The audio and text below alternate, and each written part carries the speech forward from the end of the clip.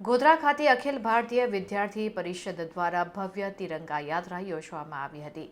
આ તિરંગા યાત્રા શહેરના વિવિધ વિસ્તારોમાંથી પસાર થતા દેશભક્તિનો માહોલ સર્જાયો હતો.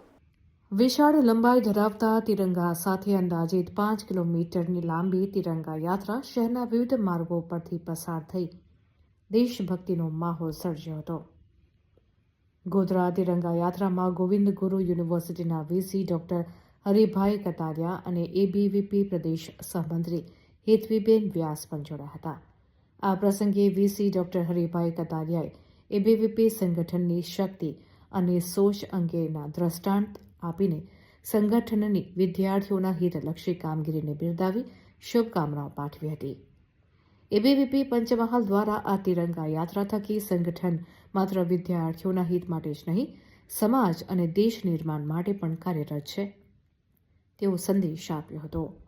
તિરંગા યાત્રા દરમિયાન સમગ્ર યાત્રાના રૂટ પર દેશભક્તિનો માહોલ જોવા મળ્યો હતો અને મોટી સંખ્યામાં લોકો જોડાયા હતા.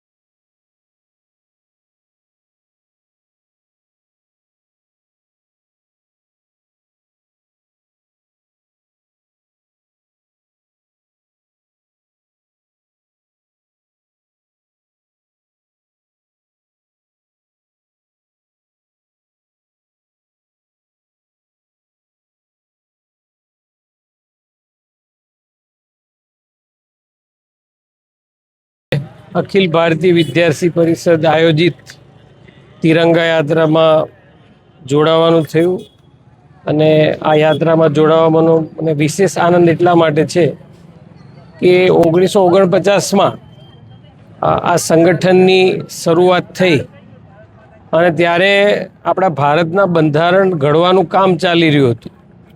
એટલે સૌથી પહેલાં એબીવીપીના જે પ્રતિનિધિ મંડળે છે એ આ જે બંધારણના ઘડવૈયાઓ છે એની સમક્ષ 3 પ્રસ્તાવો મૂક્યા હતા. એ આપણા માટે ખૂબ અગત્યના છે. એમાં પહેલો પ્રસ્તાવ હતો કે આ દેશનું નામ ભારત રાખવું. બીજો પ્રસ્તાવ હતો કે આપણું જે વંદે માતરમ છે એને રાષ્ટ્રગાન જાહેર કરવું. અને ત્રીજો જે આપણો પ્રસ્તાવ હતો એ એવો હતો કે આપણી જે હિન્દી ભાષા છે એને રાષ્ટ્રભાષા તરીકે સ્થાન આપવું. તો આ સંગઠન જ્યારે આપણું બંધારણનો અમલ પણ નહોતો થયો એવા સમયથી કાર્યરત છે અને એ પછી સતત. અને બીજું તમને એક ઉદાહરણ આપું તો 1966માં વિશ્વ વિદ્યાર્થી જીવન દર્શન એવો એક કન્સેપ્ટ લાવવામાં આવ્યો. ખાસ કરીને આપણા પૂર્વોત્તરના જે રાજ્યો છે એમાં અલગાવવાદ હતો, ઉગ્રવાદ હતો. તો ત્યાં વિદ્યાર્થીઓના માનસમાં ઝેર ભરવામાં આવતું હતું. તો આ પૂર્વોત્તર રાજ્યમાંથી વિદ્યાર્થીઓને બીજા રાજ્યમાં લઈ જવાનો આ એક બહુ શ્રેષ્ઠ કાર્યક્રમ જે અત્યાર સુધી ચાલી રહ્યો છે અને એના બહુ સારા પરિણામો આપણે જોઈ રહ્યા છીએ કે ઉગ્રવાદ અને અલગાવવાદ ઘણો અંકુશમાં આવી ગયો છે. તો એમાં અખિલ ભારતીય વિદ્યાર્થી પરિષદનું બહુ મોટું ફાળો છે. એ સિવાય વિદ્યાર્થીઓની લડત જુઓ તો 1974માં એક એન્જિનિયરિંગ ગુજરાતની એક એન્જિનિયરિંગ કોલેજમાં મેથ્સમાં ભ્રષ્ટાચાર થયો. એના માટેનું આંદોલન સમગ્ર ગુજરાતમાં છેડવામાં આવ્યું અને એ આંદોલન એટલું બધું ઉગ્ર બન્યું કે તત્કાલીન મુખ્યમંત્રીને રાજીનામું આપવાની ફરજ પડી. આવા અનેક આંદોલનો જે છે એ અખિલ ભારતીય વિદ્યાર્થી પરિષદ દ્વારા કરવામાં આવ્યા છે અને વિદ્યાર્થીઓના હિતમાં હંમેશા લડતા આવ્યા છે.